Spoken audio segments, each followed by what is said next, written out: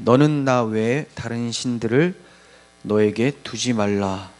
주님의 첫 번째 계명이죠. 오늘 제목을 다른 신을 내게 두지 말라. 말씀 그대로 이렇게 제목을 정했습니다.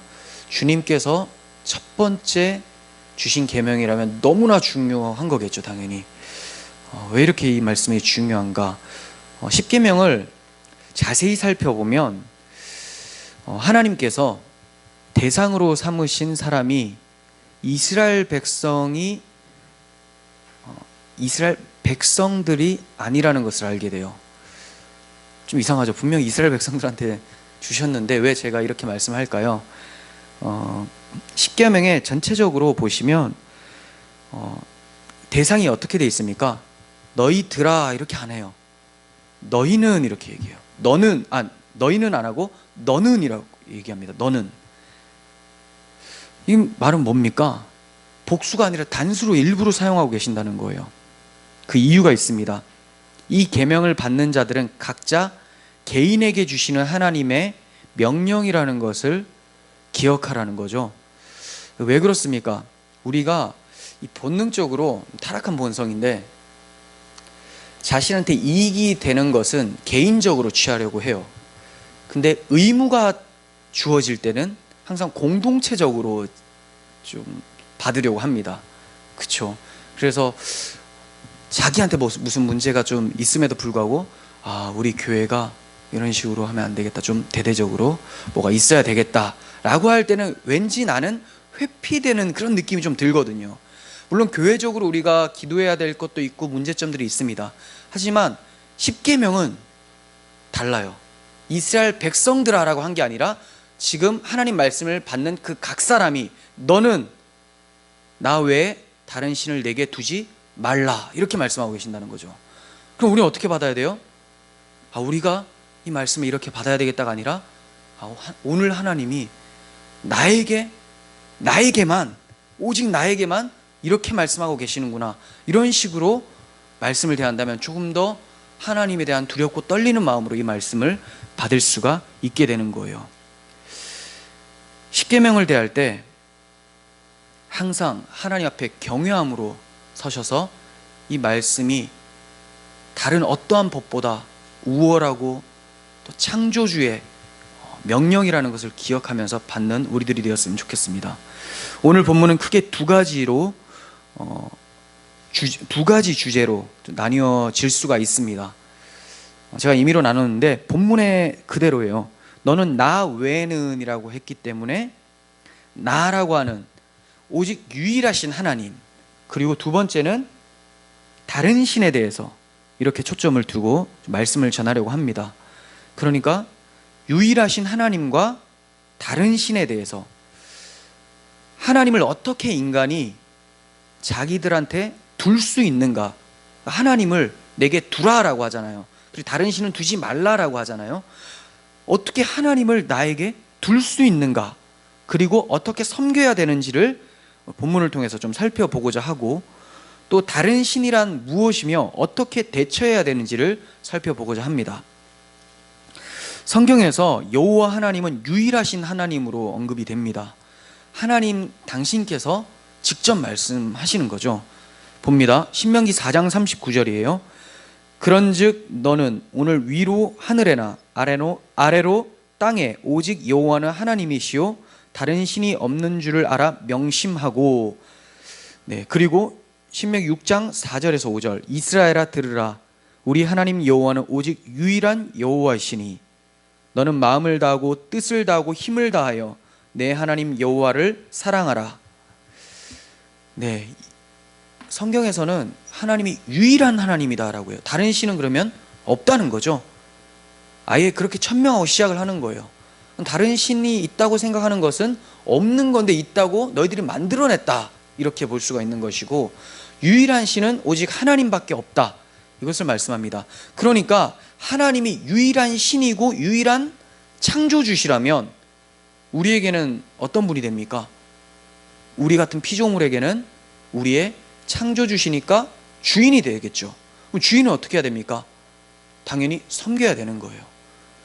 그래서 오늘 이 1계명은 여호와를 섬겨라, 여호와를 내게 두라라는 말은 여호와를 제대로 섬겨라라는 것을 말씀을 하고 있는 것이죠. 그분을 섬기는 것이 바로 인간의 목적입니다. 인간이 피조된 이유가 뭐냐? 하나님을 예배하고 그분을 섬기고 그분을 찬양하는 것. 우리는 그 목적 가운데 있을 때만 이 피조물들은 행복을 느끼고 안정감을 누릴 수가 있게 되는 거예요. 그러니까 피조물에게 지상 최대의 복이 무엇입니까? 라고 하면 창조의 목적대로 살아가는 것. 그 목적이 뭐라고 했죠? 여호와를 섬기는 것. 여러분들은 지금 예배하며 여호와를 섬기고 있다면 여러분들이 지상 최고의 복을 받은 것이 맞는 거예요. 근데 그게 잘 안 느껴지죠. 왜 그러냐면 섬김이라는 것 자체가 뭔지를 잘 모르거나 아니면 우리의 초점이 너무나 분산되어 있기 때문에 그럴 수 있다는 겁니다. 하나님을 사랑하고 섬기려면 먼저 전제되어야 되는 것이 있습니다. 하나님을 사랑하고 또 하나님을 섬기려면 전제되어야 하는 것이 있는데, 섬김의 대상이신 하나님이 우리에게 계셔야 된다는 거죠. 이런 거죠. 나는 사랑을 하고 싶어요 라고 했어요. 사랑할 만한 대상이 있어야 되잖아요. 근데 사랑하는 대상이 없고 그냥 나는 사랑에 빠졌어라고 한다면 이 사람을 뭐라고 합니까? 미쳤다고 하는 거죠. 그래서 하나님께서는 너는 나를 사랑하고 섬겨라. 이제 섬긴다라는 것이 곧 사랑하라 같은 말이에요. 하나님을 사랑하는 것이 하나님을 예배하는 겁니다. 근데 하나님을 섬겨라라고 했는데 하나님이 우리 가운데 계셔야지만 하나님을 섬길 수가 있거든요. 그 대상이 있어야 된다는 거죠. 그래서 하나님께서는 나를 너에게 둬라라고 말씀을 하고 계시는 거죠. 먼저 나를 너에게 두어야 된다. 다른 말로는 하나님을 각 사람이 모셔야 된다는 거예요. 마음에. 사실 우리는 다른 신은 다 모신다고 해도 하나님만은 우리에게 모실 수 없는 자들이죠. 다른 모든 신들을 다 끌어모을 수 있는 능력이 있는데 하나님만은 우리 안에 두기가 불가능한 존재들이라는 거예요. 왜냐하면 하나님을 섬기고 사랑하고 싶은 마음 자체가 없기 때문에 하나님을 두지를 않는 거죠. 하나님 두기를 저들의 마음에서 싫어하매라고 이 바울이 로마서에서 1장에서 말을 하잖아요. 저들의 마음에 하나님 두기를 싫어해서 뭘 섬긴다고요? 우상을 만들어서 섬긴대요. 그러니까 우리들의 구조는 우상들, 다른 신들은 잔뜩 집어넣는데 하나님은 그대로 내쳐버리는 그런 격이라는 거죠. 이것이 바로 타락한 아담의 특징이에요. 아담이 하나님을 섬겼습니까? 처음에는 섬겼습니다. 네, 섬겼어요. 창세기 2장 15절에서 하나님께서 아담에게 명령을 하시는데 이게 바로 곧 사명입니다. 여호와 하나님이 그 사람을 이끌어 에덴 동산에 두어 그것을 경작하며 지키게 하였다. 에덴 동산, 하나님의 임재가 있는 그 처소를 경작하고 지키게 했다라고 하는데 이게 이제 아담의 사명이에요. 그런데 여기서 경작하다가 마치 밭을 일구는 것 같은 느낌만 들잖아요. 그렇게도 사용이 되긴 하는데 이 단어가 아바드라는 단어입니다. 여러분 이제 잘 아시는, 많이 들어보셨던 단어인데 아바드, 일하다, 섬기다, 예배하다 이런 단어가 의미가 있습니다. 그리고 여기서 경작하며 지키게 하다라고 하죠. 지키다, 샤마르라는 단어는 지키다, 준수하다, 보존하다, 주의하다 이런 뜻이에요. 그럼 뭡니까? 에덴 동산에서 하나님을 예배하고 하나님의 말씀에 주의를 기울이는 것이 아담의 목적이었다는 거죠. 그의 피조된 목적. 그게 바로 존재의 이유였기 때문에 이것을 잃어버리면 사실 지음받은 목적이 없어져 버리는 거예요. 살 이유가 없어지는 것이죠. 하지만 뱀의 유혹으로 하와와 함께 아담이 선악나무 열매를 먹게 됩니다. 하나님께서 먹지 말라고 하셨는데, 그러니까 말씀을, 계명을, 하나님의 말씀, 계명이죠. 십계명이 주어지기도 전에 선악과를 먹지 말라라고 하셨던 그 계명, 그 계명을 샤마를 했어야 되죠. 준수했어야 돼요. 주의를 기울였어야 되는데 그렇지 않고 뱀의 유혹에 넘어가서 자기의 육신대로 선악과를 먹어버립니다. 그랬더니 어떻게 됩니까? 하나님을 섬기는 것이 아니라, 하나님을 아바다하는 것이 아니라 자기 스스로를 아바드하기 시작한 거예요. 스스로를 경작하고 지키는 자가 되어버린 것이죠. 이게 바로 자기 섬기기라는 거죠. 그래서 말세에 고통하는 때가 이르리니 자기를 사랑하고라는 게 제일 먼저 나오는데, 자기를 사랑하는 이유가 뭐냐? 벌써 자기 자신을 섬기는 것이 에덴 동산에서부터 타락으로부터 시작이 되었기 때문에 끝에 갈수록 점점 이것이 극대화된다라는 것을 이제 바울 사도가 얘기를 했었던 것이죠. 이렇게 자기를 섬기기 시작한 모든 인간들은 스스로 무엇이 선이며 또 무엇이 악인지를 판단하면서 하나님의 자리, 즉 신의 자리에 올라가서 앉아 있습니다. 즉 자신을 예배하는 것이죠. 이게 타락한 아담의 모습이에요. 근데 아담뿐만이 아니라 아담으로부터 연결되어지는 모든 인류들, 타락한 아담의 후손이죠. 이 사람들은 다 자신을 신으로 여기면서 자신을 예배를 합니다. 하나님의 말씀의 주의를 기울이는 것이 아니라 자신의 말이 곧 법이에요. 야, 내가 말하잖아, 이렇게 얘기한다는 거죠. 내가 말하는 것은 꼭 법. 물론 이게 잘 실행이 안 될 때가 있습니다. 왜냐하면 내가 생각할 때는 이게 법인데 이 사람이 나보다 조금 더 능력이 있으면 이 법을 집행을 못하는 거죠. 그래서 신처럼 안 보이긴 하지만 스스로는 자신을 신이라고 다 여기고 살아요. 하나님의 말씀에 주의를 기울이는 것이 아니라 자기 말에 주의를 기울이고 있는 거죠. 그러니까 하나님을 유일한 신으로 여기지를 않습니다. 자기가 신이니까. 오히려 신은 허다하게 많다. 허다하다라는 말이 다 들어가죠. 신은 허다하다고 생각을 하는 거예요. 왜 그렇습니까? 스스로가 신이죠. 또 스스로 신이라고 하는 사람들이 도처에 깔렸어요. 그러니까 신이 얼마나 많습니까? 쫙 깔린 건 너무 많은 거죠. 인류 전체의 수와 신의 수가 동일합니다. 모든 인류는 다 자신을 신으로 여기기 때문에 그래요. 사실 인간의 마음 속에서는 자신만 신이길 바라는 그 마음이 있어요. 그래서 고지론이라는 게 잘 먹히는 겁니다. 고지론, 다른 복음을 전파하는 자들이 있죠. 예수 믿으면 이제 여러분들이 섬기는 만큼 세상적 부를 얻고 성공하게 된다. 고지 꼭대기에 올라간다는 거예요. 그래서 다른 사람들보다 더 높이 올라가서 존경받고 사람들이 그 사람을 추종하게 된다. 뭐 이런 얘기를 하는 거죠. 이게 복받은 증거라고 하는데 이게 왜 먹힙니까? 고지론 자체가 제일 위에 있는 것이 신의 역할인데 이 신이 되고자 하는 것이 모든 사람들이 다 깔려 있기 때문에 그래요. 근데 그게 나만이었으면 좋겠는데 모든 사람들이 다 가지고 있다는 거죠. 그러니까 뭐가 발생됩니까? 경쟁이 발생되는 거예요. 나만 신이고 싶은데, 단독적으로 가장 강력한 신이고 싶은데 옆에 도처에 신들이 깔려 있으니까 경쟁이 일어나죠. 그래서 열심히 내가 고지를 점령하는 최고의 신이 되고자 하는 마음 때문에 뭐가 일어납니까? 스스로의 개발이 일어나요. 뭔가 목표를 삼고 그것을 열심히 훈련해서 신의 자리에 오를 수 있을 정도의 능력을 쌓습니다. 그런데 살다 보니까 나처럼 생각하고 나처럼 열심히 노력하는 신들이 너무나 많은 거예요.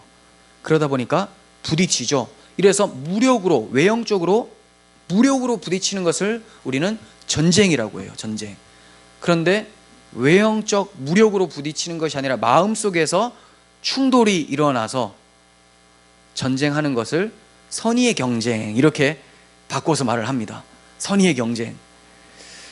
그러니까 온통 세상은 전쟁터예요. 외적으로 싸우느냐, 내면에서 싸우느냐. 선의의 경쟁은 전쟁과 달리 좋은 거라는 인식을 많은 사람들이 가지고 있습니다. 하지만 하나님 편에서 보면 이것은 스스로 신이 되기 위해서 합법적으로 싸우고 있을 뿐이죠. 즉 하나님을 하나님 자리에서 몰아내고 내가 최고의 신으로 등극하겠다라는 심보가 선의의 경쟁에 자리 잡고 있는 거예요. 이런 신관으로 인해서 어떤 말을 하게 됩니까? 신은 여러 명이 있는데 좀 강한 신이 있고 약한 신이 있다. 하지만 절대적 신은 없다라고 하는 이 이방인 신관들이 이 세상 사람들한테 자리 잡혀 있습니다. 그래서 우리는 오직 유일한 하나님, 다른 신 없어요. 근데 기독교 외에, 물론 이슬람은 좀 변질되긴 했지만 거기도 유일신이긴 하죠. 이슬람 기독교 외에는 어떻습니까? 여러 신이 있는 거예요. 여러 명이. 그 중에서 좀 강한 신이 있는데 이 신도 절대적이지 못해요. 영역이 있어요. 그리고 이쪽에 영역이 있는 신이 있어서 둘이 뭔가 연합을 해야지 극대화에 이룰 수 있는 거지, 여기서 뭔가 삐그덕거리면 그 바다를 관장하는 신, 또 하늘을 관장하는 신, 여기서만 움직일 수 있다는 거죠. 충돌도 일어났다가 또 서로 싸웠다가 또 패배했다가 이겼다가 막 이런 것들이 나타나게 돼요. 이것이 우리나라의 토속신앙에도 다 들어가 있습니다. 그래서 나무한테 빌었는데 안 되니까 산신령한테 빌었다가 안 되니까 막 하늘님한테 빌었다가 다 비는 게 종류가 있잖아요. 근데 절대적 신이라고 생각하지 않아요. 여러 신이 있다고 생각합니다. 왜 그럴까요? 나라는 내면에 신이 있고 내 눈앞에 보이는 신들이 있는 것이 투영되는 거예요, 다. 그래서 신들이 도처에 깔려 있다라는 그 인식이 자리 잡고 있는 것이죠. 그러니까 이런 사람들의 사고에서 신과는 결국 자기 수준에서 신을 정의 내리는 거예요. 내가 볼 때는 신은 이럴 것이다. 제가 그 기독교인이 되고 나서 토르라는 영화를 봤었는데 그땐 좀 충격이었어요. 왜냐하면 저는 기독교에서 오직 유일한 하나님, 신이라면 당연히 이 생각밖에 안 들었었거든요. 근데 이제 토르나 그쪽 배경은 좀 로마, 그리스 이런 배경의 신들이잖아요. 그러면 그걸 이제 저는 그 예전에 철학 공부를 안 했기 때문에 그런 신화 공부도 안 했어서 되게 처음엔 충격이었습니다. 왜 그러냐면 이 토르 아버지인가요? 그 천상계에서 떨어져서 죽더라고요. 그 깜짝 놀랐어요. 아니 어떻게 공간을 초월 못하는 게 어떻게 신이지? 그리고 인간하고 싸움의 대상이 된다는 게 어떻게 신이지? 굉장히 유치하게 생각을 했었습니다. 사실 유치하죠. 하나님 볼 때는 이런 신관이라는 거예요. 우리 인간들이 가지고 있는 게. 근데 이게 인간의 마음에서 나타난 표상이었구나를 알게 되니까 이게 재밌더라고요.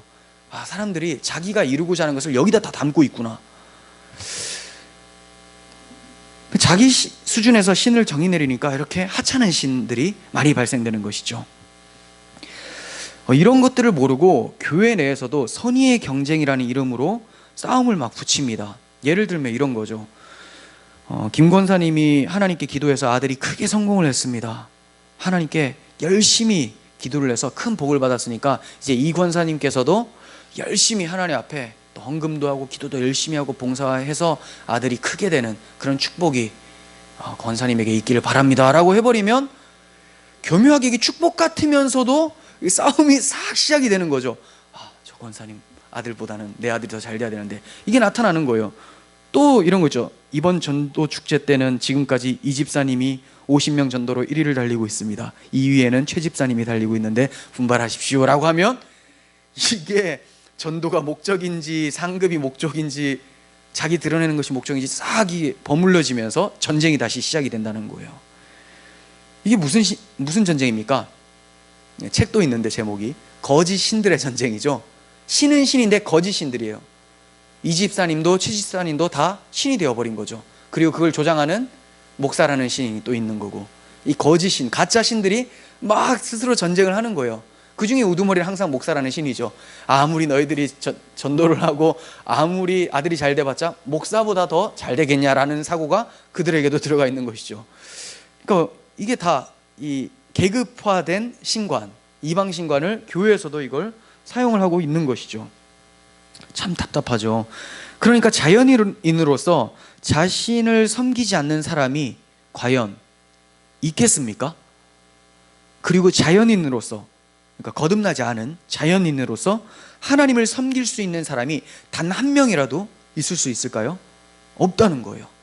스스로 다 자신을 섬기고 있기 때문에 하나님이 들어올 공간이 없어요. 하나님을 섬기는 것이 인생의 목적이며 행복의 근원이라고 하지만 이를 실천할 수 있는 사람이 이 세상에 한 사람도 없다라는 것이 바로 비참한 것이죠. 그게 진짜 비참한 거예요. 뭐가 복인지는 성경에서 얘기를 했는데 그 복대로 하나님을 섬길 수 없는 것이 비참함이죠. 세상에 왜 이렇게 신들이 많습니까? 라고 하면 뭐라고 묻겠습니까? 사람들마다 신을 섬기는 게 있죠. 나라마다 신들이 있습니다. 한국의 신, 일본의 신, 미국의 신 다 있어요.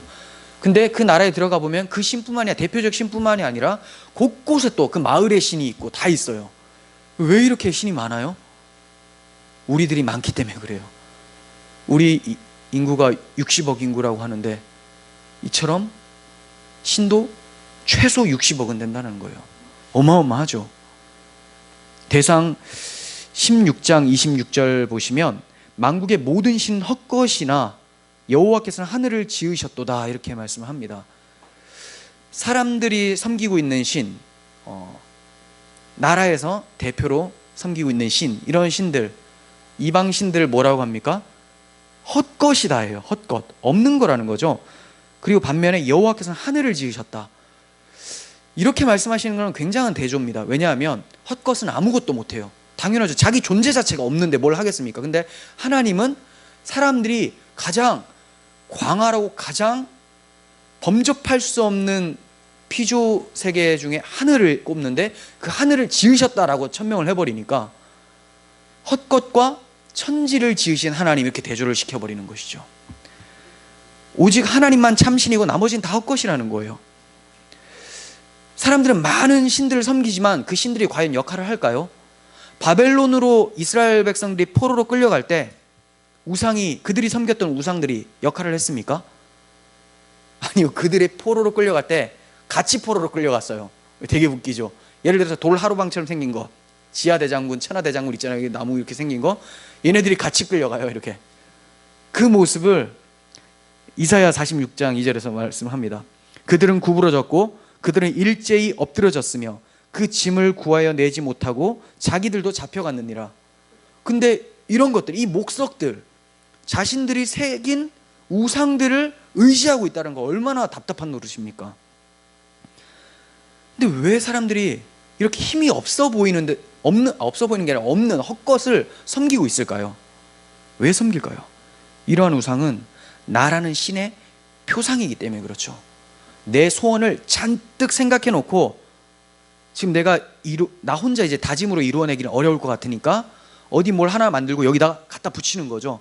그리고 나도 열심히 할 테니 당신이 내 열심을 좀 북돋아줘서 이 뜻을 이루게 해주세요라고 그냥 염원을 담아 놓는 거지, 사실은 내 안에서 튀어나온 게 여기 있는 거예요. 이걸 만들어 놓은 거라는 것이죠.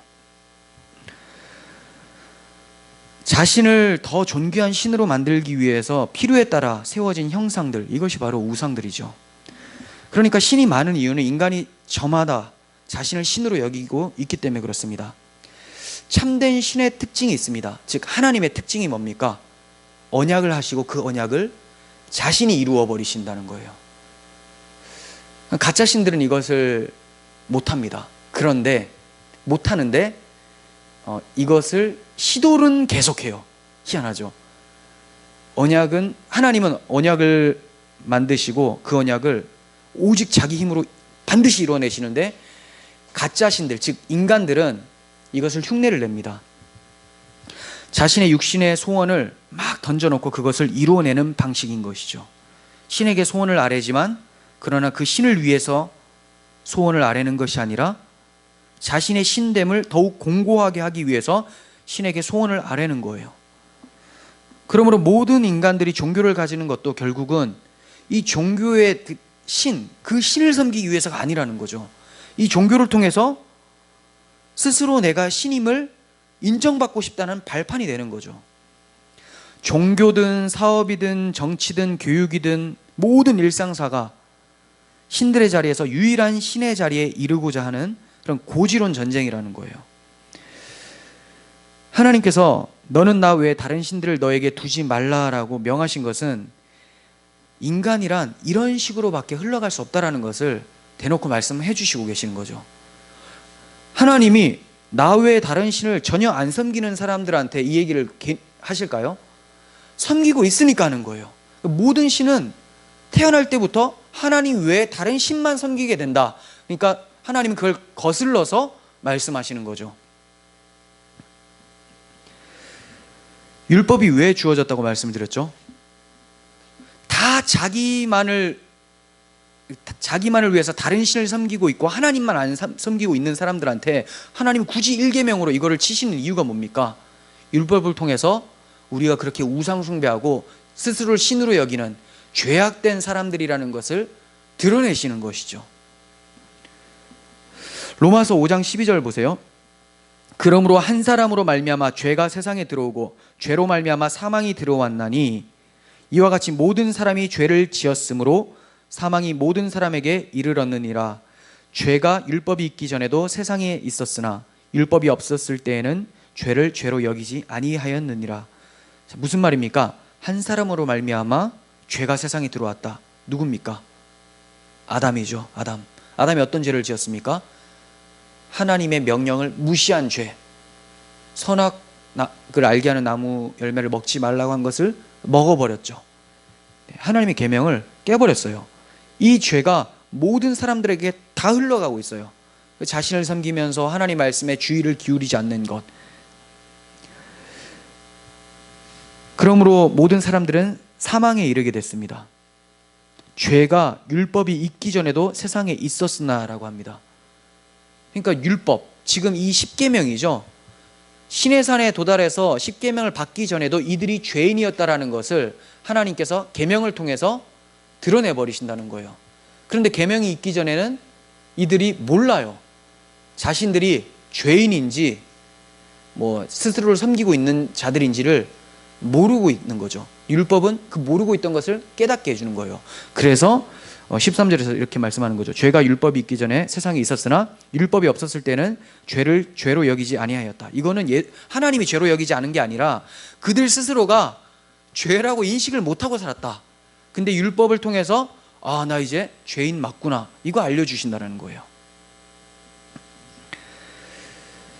그러니까 의인은 없나니 하나도 없다고 말씀하신 대로 하나님을 모시고 섬기는 사람은 자연인 중에는 한 사람도 없죠. 하지만 이 세상에 하나님을 유일하게 섬긴 분이 있습니다. 바로 하나님의 아들 예수 그리스도께서는 다른 신을 섬길 수 있는 자기의 마음을 허용한 적이 없어요. 오직 하나님으로만 꽉꽉 차 있었죠. 다른 신이 잠깐 삐집고 들어오려고 해도 들어올 틈이 없어요. 얼마나 마귀가 많이 시도했습니까? 유대 광야에서 40일 동안 금식하시고 시험 받을 때 그 삐집고 들어가려고, 자기도 한 자리 차지해 보려고, 나 외에 다른 신을 섬기지 말라고 했는데 내가 그 다른 신이 되어보려고 마귀가 그렇게 유혹을 하고 시험을 했는데 예수님의 마음에는 들어갈 수 없었다라는 거죠.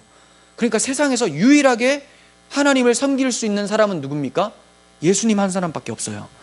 그런데 그분이 자신은 실컷 하나님을 온 마음 다해, 자신이 생명을 다해서 힘과 뜻을 다해서 하나님을 섬겨놓고 사랑해놓고 다른 신만 잔뜩 섬긴 우리를 대신해서 십자가에서 죽으신 것이죠. 그리고 자신의 섬긴 그 마음을 그 죄인들을 향해서 부어 넣어주어 버리십니다. 그러니까 우리는 이제 하나님을 섬기게 된 거예요. 그런데 우리는 하나님을 잘 섬기고 나서도 하나님을 열심히 사랑하지만 어떻게 합니까? 면목 없이 사랑하죠. 왜 그렇습니까? 내가 사랑한 것이 아니라 나를 위해 십자가에서 죽으신 예수의 마음이 나에게 심겨졌기 때문에 우리가 하나님을 섬길 수 있게 되었구나. 하나님과 인간 사이에 가로막혀 있던 휘장이 찢어지게 된 것은 예수 그리스도의 대속의 은혜 때문이구나.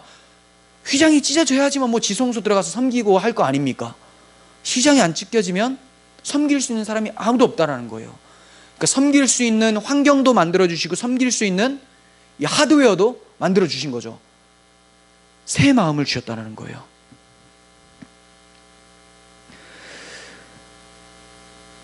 첫사람 아담으로 인해서 모든 사람들이 죄를 범해서 사망에 이르게 되었습니다. 그래서 아무도 하나님을 섬길 수 없게 되었는데 예수님을 통해서 하나님을 섬길 수 있는 것이 회복이 되어버렸어요. 그래서 예수님을 가리켜서 마지막 아담이라고 합니다. 모든 인류가 첫사람 아담 안에서 하나님을 소멸해버렸습니다. 사랑하며 섬길 대상으로서 하나님을 잃어버렸고 오직 자기만을 섬기며 살고 있었어요. 하지만 마지막 아담이신 예수 그리스도께서 이 땅에 오직 하나님을 섬기신 후에 우리를 위해 대속하시고 하나님을 섬기신 그분의 의로움을 우리에게 부어주신 것입니다. 제1계명은 이것을 알게 하는 말씀이에요.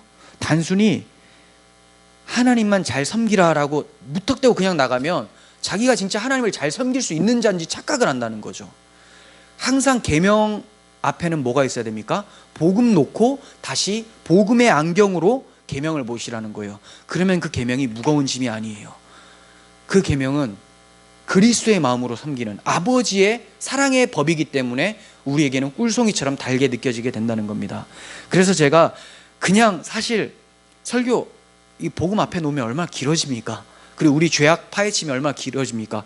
그냥 하나님 잘 믿으십시오, 하나님만 섬기십시오라고 말하고 싶기도 해요. 그리고 그렇게 한다고 해도 여러분들이 한 편 두 편의 그런 설교로 다이렉트로 행위주의로 가지 않는다는 것도 알고 있어요. 왜냐하면 마음에 복음을 가지고 있기 때문에 그렇게 말씀을 드려도 복음의 안경으로 계명을 보실 거라고 믿습니다. 하지만 이게 계속 반복되잖아요.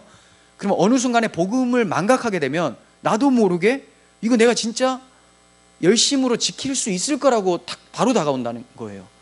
그래서 일부러 그거를 앞에 넣고 있다는 거죠. 바울도 이제 항상 설교할 때 복음 넣고 행위를 얘기한 것도 이런 이유라고 생각이 됩니다.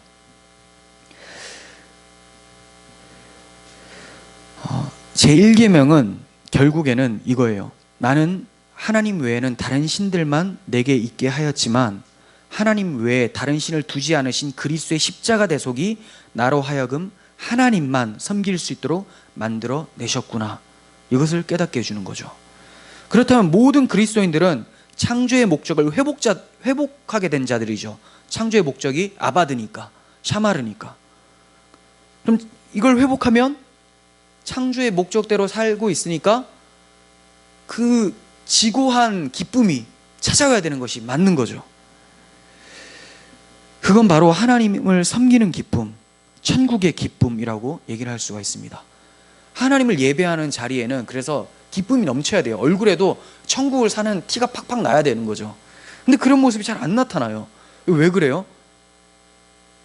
앞에 복음을 망각했기 때문에 참되게 섬기지를 못하는 거죠. 예수님처럼 섬길 때만 기쁨이 옵니다. 즉 예수의 마음으로 하나님을 섬길 때에만, 내 마음으로 아까 말했지만 막 선의의 경쟁, 그 완전 안 좋은 거죠. 말이야 아름답지만 그거 막 부추기면서 거짓 신들의 전쟁으로 하나님을 섬기게 되면 마음에 기쁨이 없어요. 근데 복음의 자유함으로 율법의 정죄의 아래에서 벗어나서 하나님을 섬긴다면 기쁨이 넘치게 됩니다. 이 천국의 기쁨, 하나님을 섬기는 것을 잘 이어가려면 마음에 새겨야 할 것들이 있습니다. 몇 가지로 좀 살펴보겠습니다. 첫 번째는 하나님을 섬기는 것은 하나님을 인정하는 거예요. 하나님을 인정하는 것이다. 단순히 우상숭배만을 안 하는데 그치는 것이 아니라 마음으로부터 오직 하나님만 참된 신이시며 유일한 신이심을 인정해야 된다는 거예요. 이게 쉽지가 않아요. 왜냐하면 우리는 신으로 여기는 것들이 참 많습니다. 물론 나를 제일 그렇게 여기지만 돈도 그렇게 여기죠. 나의 지혜도 그렇게 여기죠. 그리고 뭐 건강, 그리고 내 명예, 지위 이런 거 다 신으로 여깁니다. 그것이 마치 신인 것처럼 인정을 하고 있어요. 근데 그러지 않고 오직 하나님만 인정해야 된다는 거죠. 그게 바로 하나님을 참되게 섬기는 거예요. 하박국 2장 14절에서는 그리스도께서 오셔서 이러한 결과를 만드신다고 얘기를 하세요. 봅니다. 이는 물이 바다를 덮음같이 여호와의 영광을 인정하는 것이 세상에 가득함이니라. 물론 궁극적으로 주님 다시 오실 때는 이 세상의 모든 사람들이 다 여호와의 영광을 인정을 할 겁니다. 하지만 지금도 완성되진 않았지만 그리스도의 영으로 부음받은 사람들은 여호와의 영광을 인정하면서 살게 된다는 것이죠. 신명기 26장 17절 봅니다. 내가 오늘 여호와를 내 하나님으로 인정하고 또 그 도를 행하고 그의 규례와 명령과 법도를 지키며 그의 소리를 들으라. 제일 중요한 게 그냥 도를 행하고 규례, 명령, 법도 지켜라가 아니라 먼저 여호와를 인정해야지 그 법을 지키든지 말든지 할 거 아닙니까? 왜 여러분들 우리나라 법을 지킵니까? 우리나라를 인정을 하니까, 이 나라의 국민이니까. 하나님을 인정하지 않고서는 하나님의 법을 지킬 수가 없어요. 여호와를 인정하는 것이 정말 중요합니다. 잠언 3장 6절 너는 범사의 그를 인정하라. 그리하면 내 길을 지도하시리라. 뭐 이럴 때만 인정하고 조금 형편이 나아지면 인정 안 하고 또 나를 인정하다가 이런 거 안 된다는 거죠. 범사에, 왜 그러냐면 그분은 범사에 인정받아 마땅한 우리의 주인이시기 때문에 그렇습니다. 사실 그리고 그분 외에는 단 한순간도 인정받을 가치 있는 것들이 없어요, 세상에. 그렇기 때문에 인정할 것이 없습니다. 눈을 씻고 찾아봐도 그렇죠. 여호와를 인정하는 우리들이 되었으면 좋겠습니다. 두 번째, 하나님을 섬기는 것은 그분을 선택하는 거예요. 즉 하나님을 선택한다는 거죠. 여호수아가 우상 숭배하고 있었던 이스라엘 백성들한테 딱 질문을 합니다. 너희들 둘 중에 하나 택하라. 우상 섬길 것인가 하나님을 택할 건가 선택해라 이럽니다. 봅니다. 여호수아 24장 15절. 만일 여호와를 섬기는 것이 너희에게 좋지 않게 보이거든 너희 조상들이 강 저쪽에서 섬기던 신들이든지, 그러니까 애굽 신들이죠. 그리고 너희가 거주하는 땅에 있는 아모리 족속의 신들이든지 가나안 신들입니다. 너희가 섬길 자를 오늘 택하라. 오직 나와 내 집은 여호와를 섬기겠노라. 네, 이런 택함이 있어야 돼요. 교회 안에서야 이런 택함이 특별해 보이겠습니까? 다 택하니까 여호와를. 근데 이 말씀은 뭐예요? 여호수아가 이스라엘 백성들이 죄다 그냥 이방 신들 섬기고 있는데 거기다 대고 너희들은 그래 그들 그 헛것들 택해라. 그렇지만 나는 여호와만을 섬기겠다라고 얘기를 하는 거예요. 이건 쉽지 않습니다. 근데 왜 그렇습니까? 그에게 먼저 여호수아에게 여호와를 인정하는 믿음이 있었기 때문에 그래요. 여호와를 인정하니까 이분만 신이니까 택할 것은 여호와밖에 없어요. 물론 이 택함도 여호수아를 택해 주신 하나님의 은혜가 그의 믿음으로 택하게 만든 것이긴 합니다. 하지만 우리가 하나님이 우리를 택하셨다는 증거는 어디서 나타납니까? 내가 여호와를 택할 때, 세상에서 그 많은 신들 중에서 나까지 포함된 이 신들 중에서 여호와를 택할 때 하나님이 나를 택하셨다는 것이 입증된다는 거예요. 여호와를 택한다는 말은 자기 부인과 마찬가지입니다.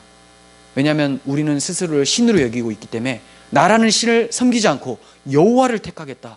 이건 자기 부인을 얘기를 하는 것이거든요. 그런데 하나님을 택하려면 하나님께 대한 지식이 있어야 택할 수가 있죠. 지식 없이 어떻게 하나님을 택하겠습니까? 하나님을 알아야 되지 않겠습니까? 결혼을 할 배우자가 있습니다. 그 배우자를 알지 못하는 사람은 결혼을 하지 않죠. 옛날에는 그랬어요. 부모님들끼리 만나가지고 결혼해라라고 하면 얼굴도 모르고 그냥 그날 와서 결혼하고 이랬는데, 사실 이거는 올바른 결혼이 아니죠. 결혼 상대자, 배우자를 알아야지 결혼을 할 거 아닙니까? 완벽하게는 몰라도 내가 아는 데까지는 알아야지 내가 결혼할 만한 사람인지는 알아야 되잖아요. 마찬가지 우리는 하나님의 신부입니다. 우리의 신랑 되시는 하나님이 어떤 분이신지 어느 정도는 알아야죠. 물론 그분은 우리를 다 알죠. 하지만 우리는 그분께서 우리에게 행해 주신 것들을 통해서 그분을 어느 정도 알 때 그 하나님을 택할 수 있게 되는 거예요. 그러면 우리는 그 하나님에 대한 지식을 어떻게 갖겠습니까? 하나님이 행해 주신 일들을 알 때라고 했으니까 그 하나님이 행해 주신 일의 가장 대표적인 것이 자기 아들을 내어주신 십자가 사랑이죠. 그래서 그리스도 안에서 하나님을 아는 지식이 필요한 거예요. 그리스도를 통하지 않고서는, 십자가 복음을 모르고서는 절대로 아버지를 알 수가 없습니다. 그래서 복음을 모르는 사람들이 그래도 난 하나님을 믿어, 난 하나님을 택해라고 한다면 그 사람은 다른 하나님을 택한 것이 되는 것이죠. 하나님을 선택한다는 것은 단순히 인형 뽑기 같은 것을 말하는 것이 아닙니다. 그 대상을 향해서 자기 자신을 온통 바치는 거예요. 배우자에게 자신을 헌신하는 것처럼 하나님을 택한 자들은 하나님께 자신을 거룩한 산 제물로 드림으로써 하나님이 받으실 영적 예배를 드리게 됩니다. 이렇게 하나님께 자신을 드린 사람은 마치 성소의 그릇이 다른 그릇들과 구별되어 사용되는 것처럼 우리도 하나님께 바쳤다면 어떻게 됩니까? 우리 몸을, 우리의 마음을 세속적인 것에 사용되지 않도록 만든다는 거죠. 오직 하나님 나라와 그의 의를 위해서만 헌신되어지게 된다는 것이죠. 세 번째, 하나님을 섬긴다라는 것은 하나님을 경외하는 것입니다. 하나님을 경외해야 돼요. 하나님을 경외한다는 것은 막연할 수가 있잖아요. 그래서 좀 말씀드리면 항상 우리 눈앞에 하나님을 둔다는 거예요. 물론 이 눈에 안 보이죠. 영적으로 깨어있음. 그러니까 하나님 앞에서의 삶을, 이 코람데오의 삶을 늘 살아야 된다는 것이죠. 시편 16편 8절, 내가 여호와를 항상 내 앞에 모시며 그가 나의 오른쪽에 계심으로 내가 흔들리지 아니하리로다. 여호와를 내 앞에 항상 모시고 있다. 이렇게 고백을 할 수 있었으면 좋겠어요. 그분을 항상 모시면 우리가 어떻게 됩니까? 흔들리지를 않아요. 진동치 않은 나라를 받는다라고 이제 신약성경에서는 얘기를 하는데, 여기서는 이제 흔들리지 아니하리로다. 실족치 않고 흔들리지 않는다는 거죠. 그분만이 우리가 모셔놓고 그분을 토대로 집을 지을 수 있는 분이지, 다른 신 위에 집을 지으면 어떻게 됩니까? 주추가 무너집니다. 다 이 모래 위에 쌓은 집처럼 다 무너져 내려가지고 흔들리게 되는 것이죠.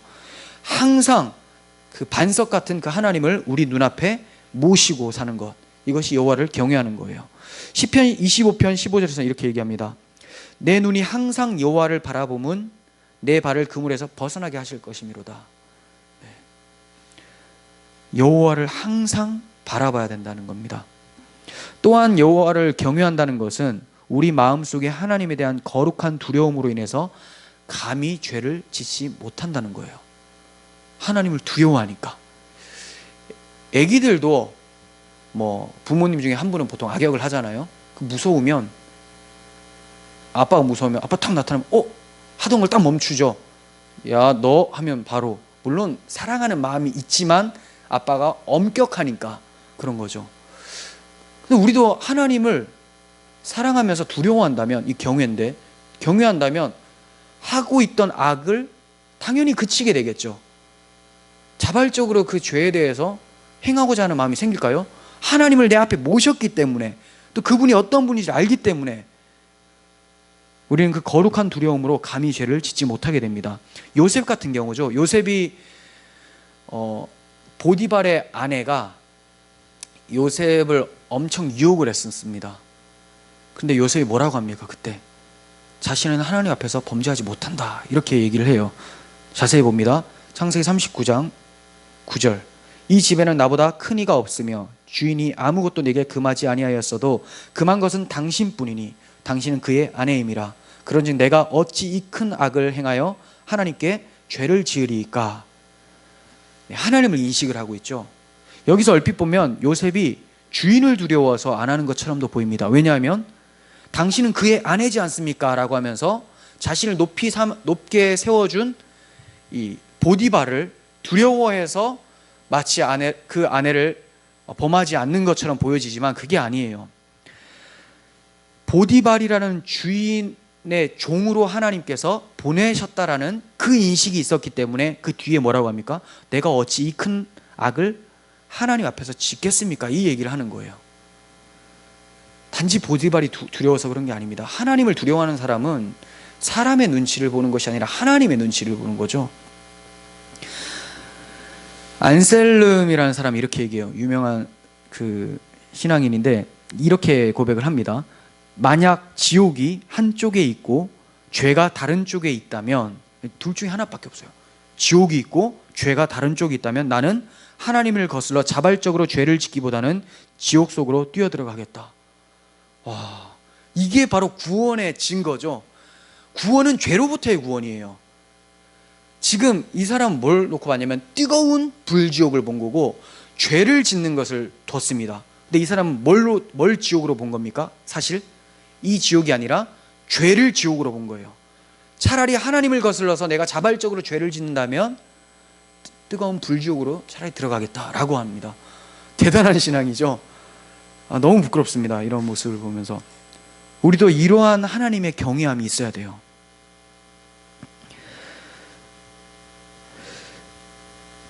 하나님을 두려워하는 사람은 아무리 은밀한 중에도 죄를 짓지 않으려고 합니다. 왜냐하면 은밀한 중에 보시는 하나님을 인식하기 때문이죠. 레위기 19장 14절이 그 예로 잘 적당하다고 생각이 됩니다. 너는 귀먹은 자를 저주하지 말며 맹인 앞에 장애물을 놓지 말고 내 하나님을 경외하라. 나는 여호와니라. 자, 이게 굉장히 중요한 말씀입니다. 귀먹은 자에게 저주하지 마라. 귀먹은 자가 저주를 들을까요? 못 듣죠. 근데 하지 말래요. 그리고 맹인 앞에 장애물 놓지 마라. 자, 맹인이 장애물 앞에 나와서 넘어졌습니다. 나를 원망할 수 있습니까? 누가 놓은지를 몰라요. 그런데 하지 말래요. 왜 그렇습니까? 내 하나님을 경외하라 라고 합니다. 그러니까 그 사람들이 보고 듣지 못한다 하더라도 우리는 하나님이 보고 들으시기 때문에 두려워해야 된다는 것을 말씀하는 것이죠. 하나님을 두려워하는 자는 사람의 눈을 두려워하지를 않습니다. 다니엘 세 친구가 그렇죠. 하나님을 두려워한 나머지 왕의 진노를 두려워하지를 않아요. 그래서 풀무불도 그냥 들어갑니다. 마치 안셀름 같죠? 풀무불에 들어가더라도 차라리 하나님 앞에 죄를 짓는 것보다 그게 낫겠다. 근데 하나님께서는 거기서도 그들을 지켜내시죠. 이게 우리 하나님이에요. 이처럼 하나님을 경외하는 것이 하나님을 섬기는 것이고 참 기쁨을 누리는 것입니다. 우리가 배우고 있는 하이델베르그 신앙 고백에서도 십계명에 대해서 나옵니다. 아직까지 우리가 살펴보지는 못했지만 34주일 부분에 가면 이 십계명에 대해서 시작이 됩니다. 근데 제가 그때 해도 되지만 이 신앙 고백문을 읽는데 너무 마음이 뜨거워져서 좀 같이 읽었으면 하는 마음이 있어서 프린트에 집어넣었습니다. 한번 보겠습니다. 94문 제1계명에서 하나님께서 요구하시는 것이 무엇입니까? 답.